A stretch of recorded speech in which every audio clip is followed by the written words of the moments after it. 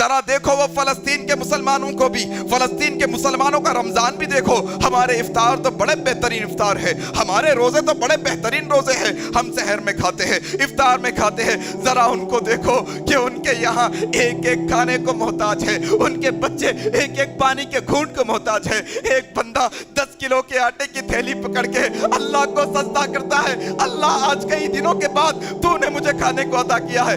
10 کلو چاول میرے بھائی، 10 کلو آٹا کوئی معنی نہ رکھتا آپ کے میرے واسطے. 200-400 کے اندر آ جاتی وہ چیز، لیکن وہ فلسطین کے مسلمان ہیں کہ جن کو سجدہ کرنے پہ مجبور کی یہ چھوٹی نعمت. یہ سجدے سے بات سمجھنے کی ضرورت ہے کہ کتنی نعمتیں کھا گئے اللہ کی، کتنی نعمتیں ہم نے کھا لی آج اللہ کی. اور سجدہ کرنے سے قاصر ہے. سجدے بھی کرتے ہیں تو بے چینی کے سجدے کرتے ہیں، سجدے بھی کرتے ہیں تو بڑے عجیب و غریب سجدے کرتے ہیں. وہ فلسطین کے مسلمانوں کا افطار کیسا ہے دیکھو ذرا، ذرا ان کا رمضان کیسا ہے دیکھو ذرا. یاد رکھو کل قیامت کے دن، یاد رکھو کل قیامت کے دن وہ فلسطین کے مائیں بہنیں بھی آنے والی ہے میدان محشر کے اندر، وہاں کے بچے بھی آنے والے ہیں. تم تو گھوم پھر کر نئے کپڑے خریدتے رہ گئے، تم تو گھوم پھر کر ہوٹلوں میں اچھے کھانے کھاتے رہ گئے، اور وہ بچے بھوک سے بلک بلک کر سوتے رہ گئے. وہ بچے ایک ایک بوند کے واسطے ترستے رہ گئے، اور ہمارا تو کھانے میں لگا ہوا ہے من، کپڑے خریدنے میں لگا ہوا ہے.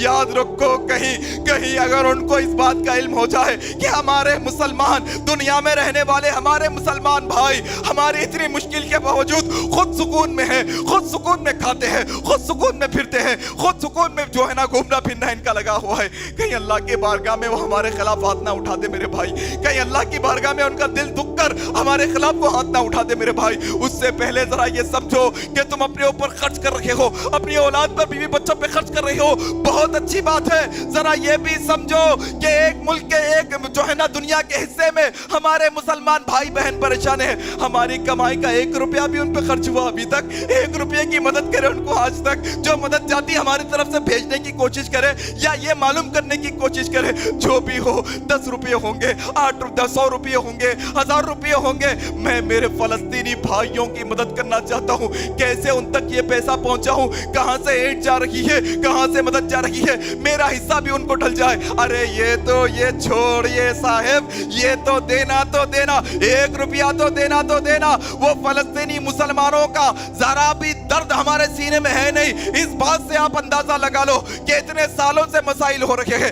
اگر آپ کی دعاؤں میں آپ نے ایک دفعہ بھی آج تک فلسطینیوں کے لیے دعا نہیں کی تو ہمارا مسلمان ہونا کون سا مسلمان ہے؟ یہ کون سے مسلمان ہے؟ ایک مسلمان تو وہ تھے کہ جسم کی کسی حصے میں کانٹا چبھتا سارا جسم تڑپ اٹھتا تھا، لیکن ہم کون سے مسلمان ہیں؟ اگر ہماری دعاؤں میں کم از کم گرتی پڑتی حالت میں اگر مسلمان ہوتے ہوئے مسلمان کی حیثیت سے کم از کم 2 لفظ اللہ کی بارگاہ میں، اللہ فلسطینی مسلمانوں کی مدد فرما دے، اللہ غزہ کے مسلمانوں کی مدد فرما دے، اللہ کافروں کو نیست و نابود کر دے، اللہ یہودیوں کو نیست و نابود کر دے، اللہ غزہ کے مسلمانوں کے جو ظلم کرنے والے ظالم ہیں، اللہ تو ان سے انتقام لے لے، اللہ فلسطین اور غزہ کے مسلمانوں کی مدد فرما.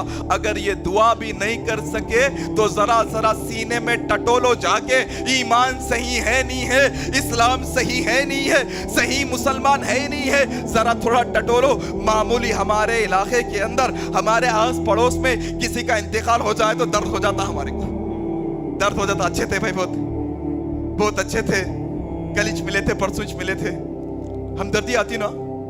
پھر کیوں وہاں کے مسلمانوں سے ہمدردی نہیں ہمارے لیے؟